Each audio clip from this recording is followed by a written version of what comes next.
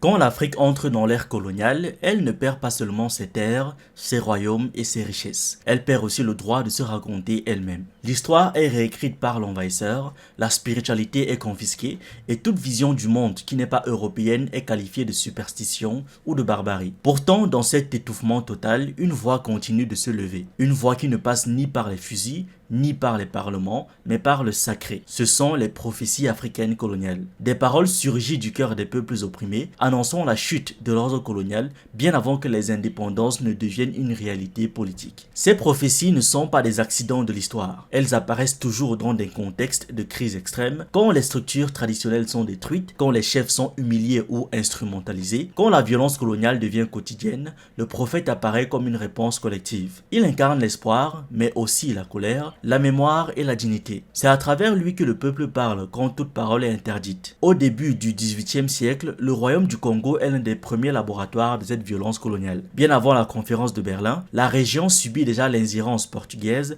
la christianisation forcée et surtout la traite négrière. Le royaume, autrefois puissant, est déchiré par des guerres civiles alimentées par les intérêts européens. C'est dans ce chaos que naît Kimpavita. Elle n'est pas reine, ni princesse, ni prêtresse officielle. C'est justement ce qui rend son ascension si dérangeante. Elle affirme être possédée par l'esprit de Saint Antoine, mais très vite, son message dépasse le cadre religieux classique. Kimpavita déclare que le christianisme a été volé aux Africains, que Jésus n'est pas un homme blanc venu d'Europe, mais un être noir né sur une terre africaine. Elle affirme que la Bible a été mal interprétée, détournée, pour justifier l'esclavage et la domination. À travers ses paroles, elle fait quelque chose de révolutionnaire. Elle retire à l'Europe le monopole du sacré. Elle ne rejette pas la foi chrétienne, elle la retourne contre ceux qui l'utilisent comme arme idéologique. Son message touche profondément les populations du Congo. Des milliers de personnes la suivent. Elle prêche l'unité, la fin des guerres fratricides, le rejet de la traite négrière. Elle annonce qu'un nouveau Congo renaîtra, purifié de l'ingérence étrangère. Pour les autorités coloniales portugaises et pour l'élite congolaise convertie et alliée aux Européens, Kimpavita devient un danger absolu. Non pas parce qu'elle prend les armes,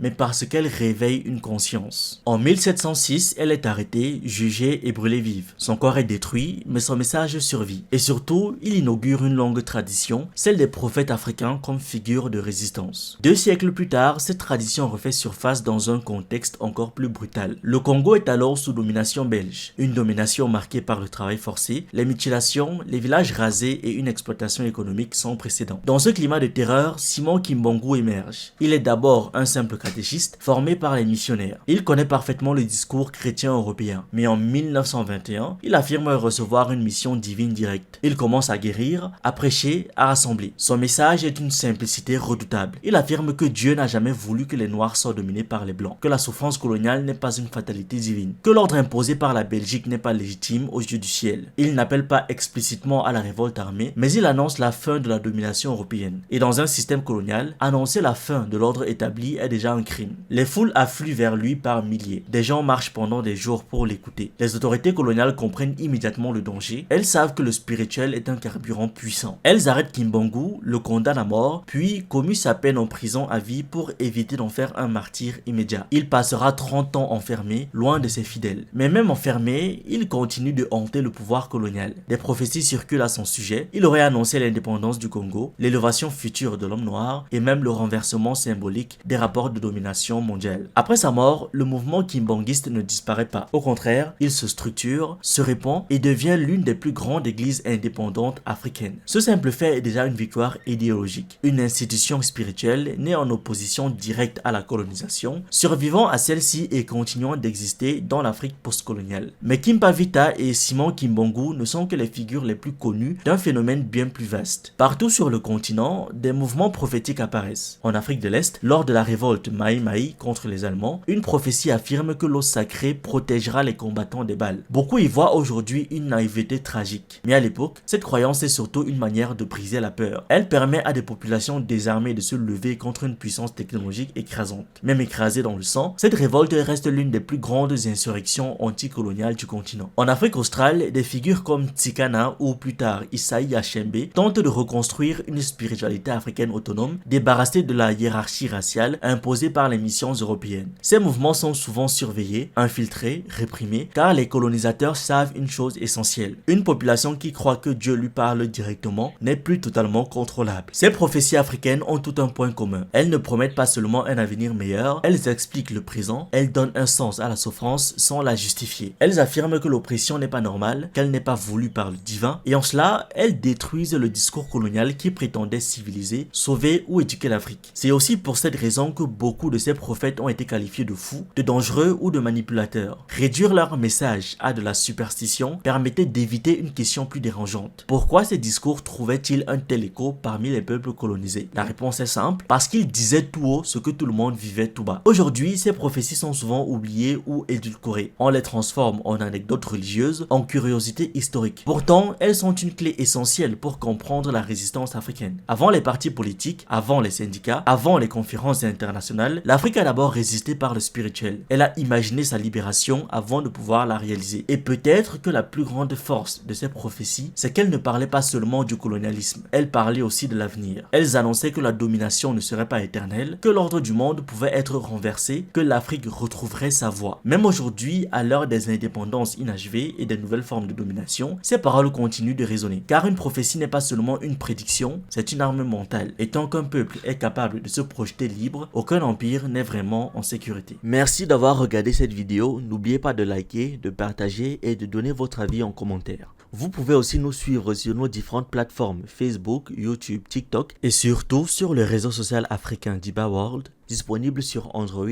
et iOS. Pour ceux qui le souhaitent, vous pouvez aussi rejoindre notre communauté WhatsApp. Tous les liens utiles sont dans la description.